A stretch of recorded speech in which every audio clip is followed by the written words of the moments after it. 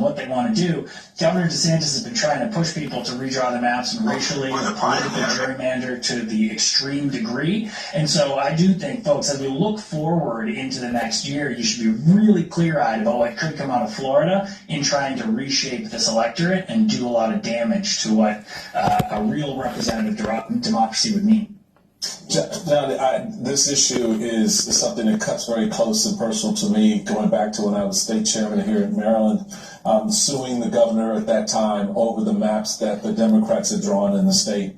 And then going through that process in 2009 and 2010 as chairman of the National Party with a focus on state legislatures. And so you really begin to see and take to heart your words in this moment, given where the politicians are leading us. I'm going to call your attention to a piece from the Atlantic that talk about the gerrymandering apocalypse that we are in. America is quickly moving toward a system in which tens of millions of blue state Republicans and red state Democrats effectively have no representation at all.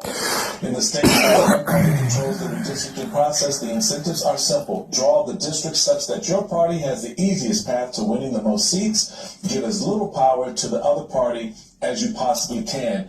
That is why the Supreme Court case regarding the Voting Rights Act is so important, because at the end of the day, you're looking at countless millions of black and brown Americans without representation or proper representation.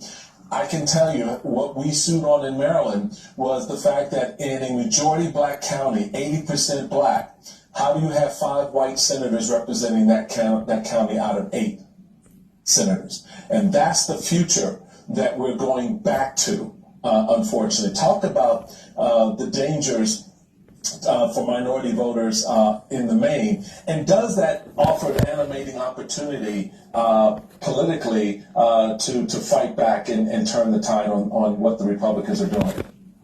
Yeah, look, I mean, we saw a Supreme Court hearing in which many of the justices issued different variances of why they think the Voting Rights Act may or may not be constitutional or has flaws, right? And none of these flaws have been raised since 1965 until now, but regardless of that, we're